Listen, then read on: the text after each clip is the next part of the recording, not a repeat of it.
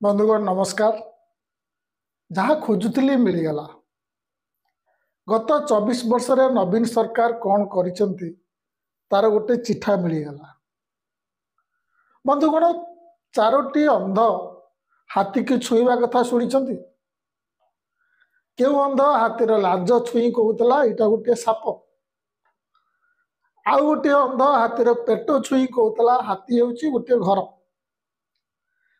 चारोटी अंध हाथीर विभिन्न अंग को छुई भिन्न भिन्न कथा कहते किंतु हाथी एक्जाक्टली कौन आ केमिति सेटा कई कहते। सेहीपरि नवीन सरकार गत 24 वर्ष ओडिशा रे कौन उन्नति करिसेंती से विषय रे गोटे पूर्णांग चित्र देवा भली डाटा आगुरु आसी नथला। एवं ओडिशा रे जो नुआ सरकार आछि से मान कहती नवीन सरकार ओडिशार अर्थनीति को बर्बाद कर देछि। आपण माने ये 24 वर्षर एक शासन को देखिले विकास करने बदल विनाश आड़ को नहीं गले। अपर पक्षरे विजु जनता दलर समर्थक माने कहती से माने ओडिशार अर्थनीति को बहु ऊपर को नहीं जाइछन्ते। ताले ए भितरु सत केउटी आगुरु मध्य विभिन्न डाटा आसुतला किंतु तार सठिक अर्थ बाहर न करी भूल अर्थ बाहर करा जाउतला। जेमती अनेक समय कह जाइछि नवीन सरकार समय रे राज्य सरकारंकर ऋण भार बढ़ी जाइछि। एथिपई से माने कौन करते ना 2000 मसीहार ऋण अमाउंट को 2024 मसीहार ऋण अमाउंट सह तुलना करते। एटा कौन ठीक? बिल्कुल नुहे। कारण टंकार मूल्य कमुछि। 2000 मसीहार 100 टंका जहाँ था आज ताहा नुहे। 2000 मसीहार 100 टंकार जेतिकी जिनस किणी होता आज सेतिकी जिनस किणवाई हुए तो 2000 टंका लगे। तेणु 2000 मसीहार ऋण परिमाण को 2024 मसीहार ऋण परिमाण सहित तुलना करने ये जिनसटी प्रति ध्यान देवा हम। एथिपाई देखा हम 2000 मसीहार ऋण सही वर्षर जीडीपी केते प्रतिशत थिला और 2024 मसीहार ऋण 2024 मसीहार जीडीपी केते प्रतिशत थिला। तापर दुईटी जाक मसीहार प्रतिशत तुलना करी कही हम केउ समय अधिक ऋण थिला 2000 मसीहार ना 2024 मसीहार। मु आज से भितर को जाऊनी। सेहीपरि विजु जनता दल समर्थक मान कहती 2000 मसीहार राज्यर बजेट मात्र 20,000 कोटी टंका थिला किंतु 2024 बेलू ता 2.5 लाख कोटी टंकार पहुंची। एथिरे मध्य सही भूल करा जाए जेमती बीजेडी विरोधी माने ऋण भार हिसाब देला बेले करंती। किंतु एबे किछि दिन पूर्वे प्रधानमंत्री आर्थिक परामर्शदाता कमिटीर एमिति गोटे रिपोर्ट आसीछि जेमथिरे प्रकृत चित्र आग अपेक्षा आहुरी परिष्कार देखा जाउछि।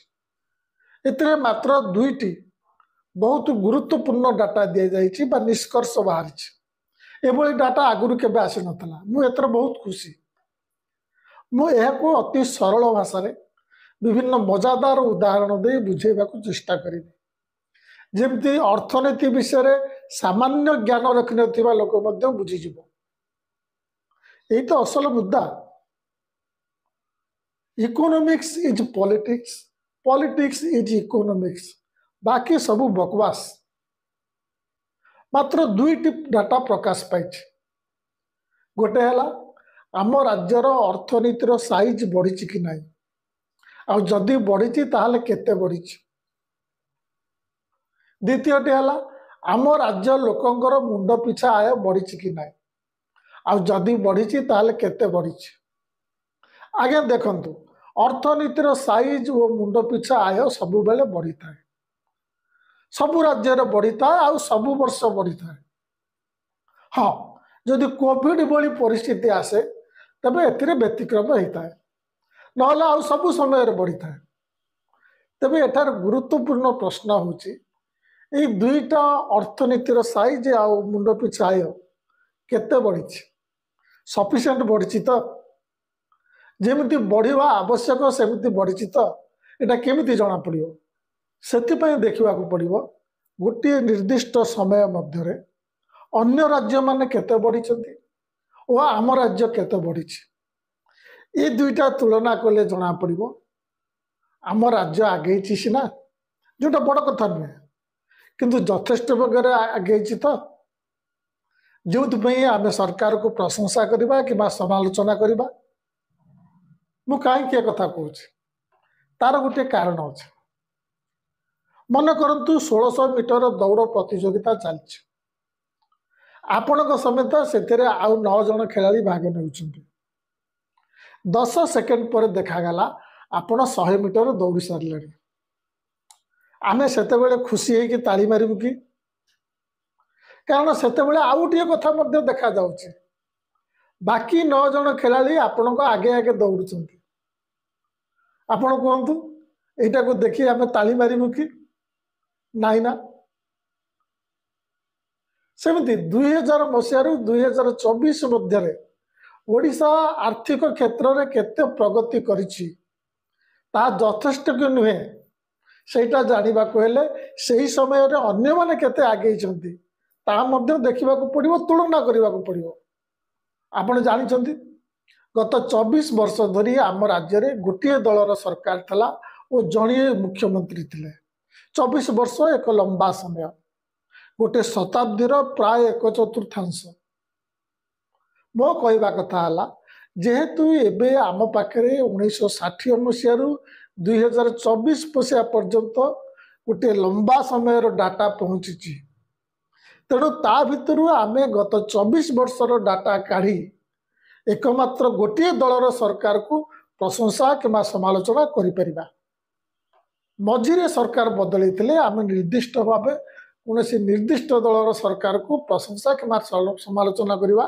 कष्टकर होता यहीटा सीना हम प्रकृत राजनीति आलोचना किंतु राजनीति अधिका बुझुंट दाबी करुवा लोक मैंने 2029 किए जीतब से विषय आज बिलुआ विचार करेंगे किंतु गत 24 वर्ष ओडिशा कौन होती कि न होती से विषय मुंड पुरेबे नहीं देखो अर्थनीतिर साइज कहले राज्यर जीडीपी की बुझा जाए सबु राज्यर प्रतिवर्ष जीडीपी हिसाब हुए एठारे आमे जदि ओडिशार जीडीपी को उत्तर प्रदेशर जीडीपी सह तुलना करवा ताले ठीक हम कि केबे ठीक हम नहीं कारण उत्तर प्रदेशर आकार और जनसंख्या ओडिशार आकार और जनसंख्या ठारू अधिक तेणु उत्तर प्रदेशर अर्थनीतिर साइज बा जीडीपी ओडिशा ठारू सब बेले अधिकार अपर पक्षरे दिल्ली साइज और लोकसंख्या ओडिशा ठारू कम हेले मध्य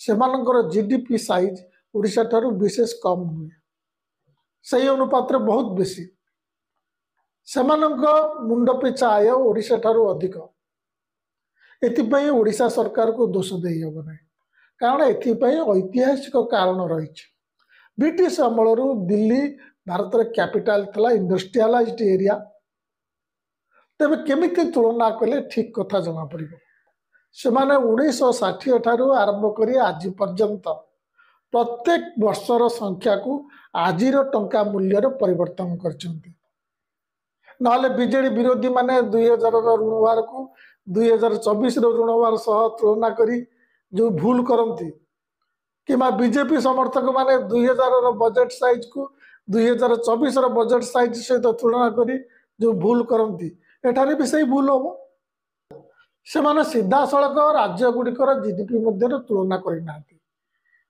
कारण आगुरी मु कही राज्य गुड़िकर आकार ऐतिहासिक और भौगोलिक कारण सेगुड़िक मध्य तारतम्य रहिबो गोटे छोट राज्यर जीडीपी को बड़ राज्यर जीडीपी सहित तुलना करी छोट राज्यर सरकार को समालोचना करवा ठीक हे नहीं उभय राज्य अर्थनीतिर साइज क्षेत्र में और मुंड पिछा आय क्षेत्र में गोटे कन्स्टांट स्थिर बेंचमार्क बा स्टैंडर्ड सेट करा जायछि और प्रत्येक राज्य को सही स्टैंडर्ड बा बेंचमार्क सहित तुलना करा जायछि से माने से बेंचमार्क ठारू केते आगे केते पछरे तार हिसाब करी देखा जायछि प्रथम चलतु देखा अर्थनीतिर साइज बा राज्य जीडीपी क्षेत्र में कौन करा जायछि ए रिपोर्ट रे ସେମାନେ କ'ଣ କରିଛନ୍ତି, ପ୍ରତି 10 ବର୍ଷରେ ଥରେ ରାଜ୍ୟମାନଙ୍କର GDP ମିଶେଇ ଦେଇଛନ୍ତି, ସବୁ ରାଜ୍ୟମାନଙ୍କର।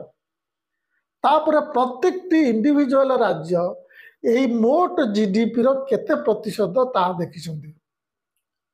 ପ୍ରତି 10 ବର୍ଷ କେଉଁ ରାଜ୍ୟ ଏହି ପ୍ରତିଶତ କେତେ ବଢ଼େଇଛନ୍ତି କିମ୍ବା କମେଇଛନ୍ତି ସେଇଟା ଦେଖେଇଛନ୍ତି।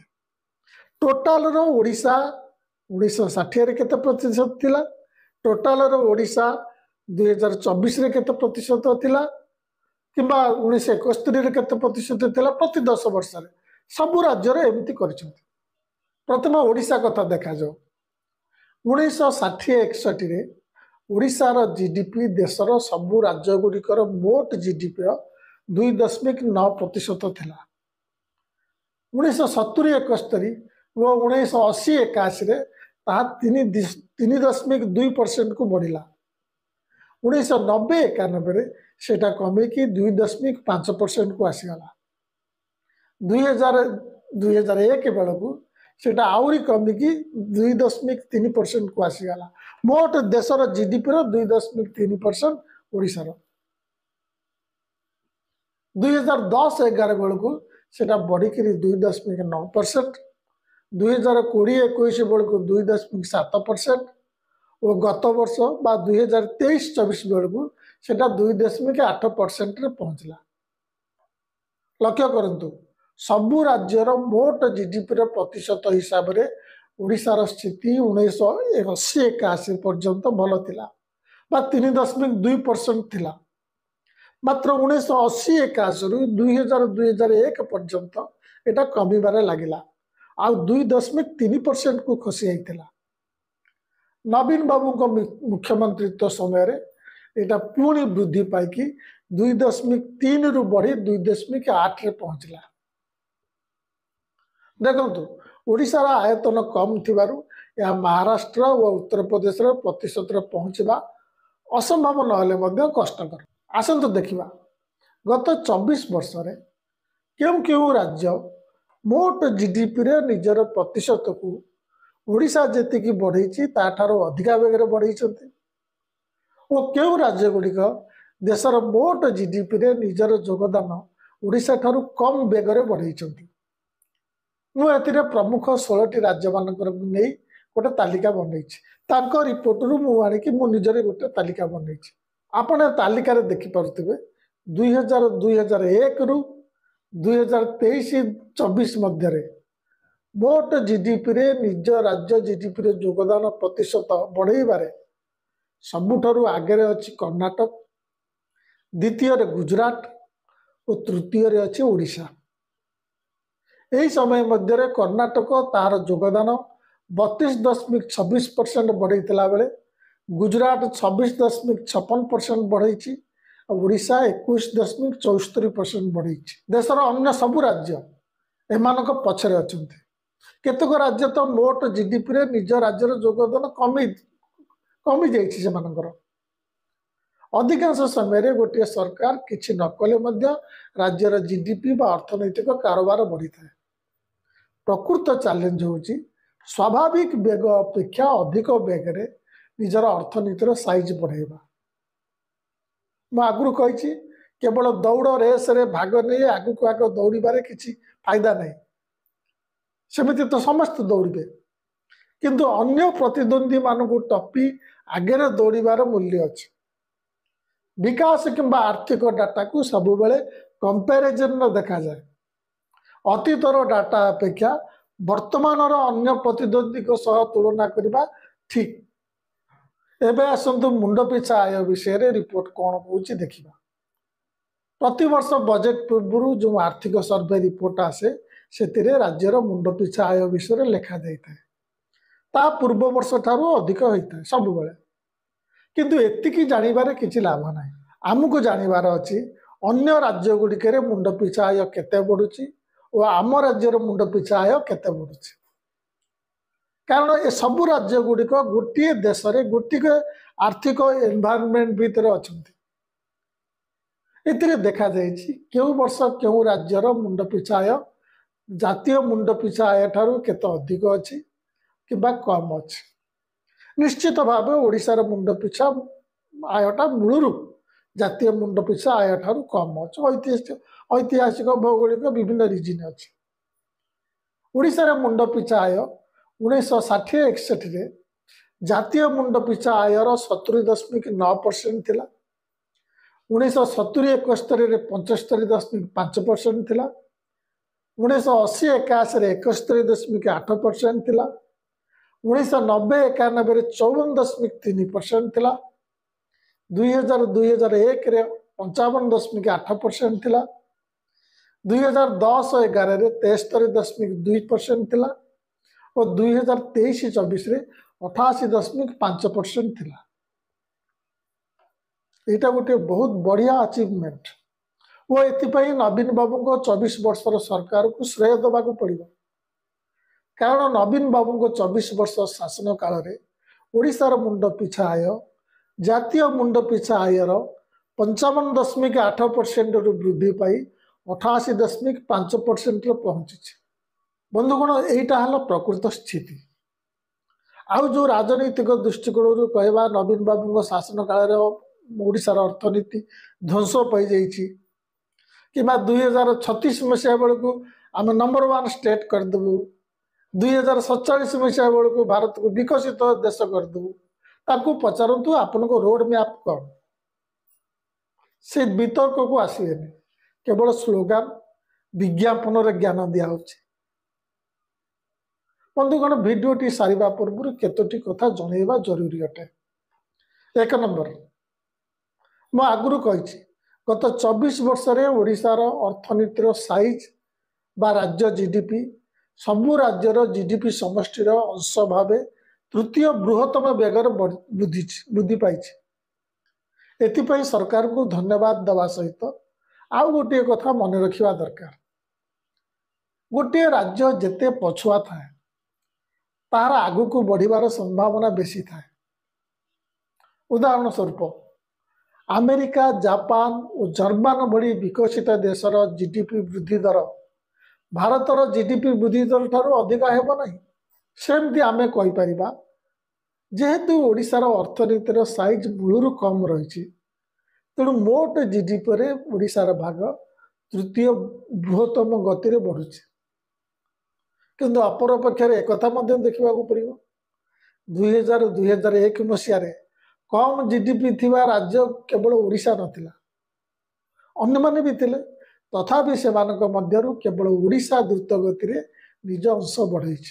2 नवीन सरकार को एथिपाई मध्य धन्यवाद देवा पड़ो जे गत 24 वर्ष रे जीडीपी बढ़ाइबा पई सरकार ऋणभार बढ़ाई नांती किंबा वित्तीय नियंत्रण को मध्य बेसी बढ़ाइबा चेष्टा करना। 3 नंबर यही 24 वर्ष मध्य राज्य रे खनिज पदार्थ संबंधी अर्थनीति द्रुत गति बढ़ी हुए तो ताहा ही राज्यर मोट अर्थनीतिर वृद्धि पाई मुख्य कारण होइछि किंतु जेहेतु जिलागत भाव जिला वाइज जीडीपी फिगर आम पाखे ना तेणु एक जोर दे कही हम ना तेरे जदि राज्यर जीडीपी द्रुत गति बढ़िबार कारण ये खनि अर्थनीति होता है तेबे यह राज्यर सर्वव्यापी जीडीपी वृद्धि नुहे। 4 नंबर सेहीपरि मुंड पिछा आय वृद्धिर कारण से खनि अर्थनीति होता ही पारे तेणु विभिन्न जिला मध्य मुंड पिछा आयर तारतम्य बेसी रही पारे पुणी यह एमती हिसाब करा जाइछि राज्यर मुंड पिछा नेट डोमेस्टिक प्रोडक्ट को देशर नेट नेशनल प्रोडक्ट प्रतिशत हिसाब से निया जाइछि एठारे डोमेस्टिक प्रोडक्ट को आय बोली ग्रहण करी ताकू लोकसंख्यार भाग करी मुंड पिछा आय बाहर करा जाइछि।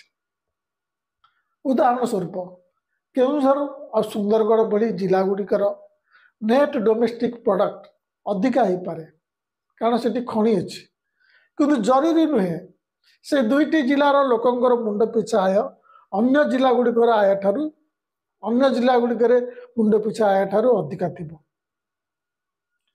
किंतु अपर पक्षर एक कह जे सबु राज्य पई समान फॉर्मूला ग्रहण करा जायछि।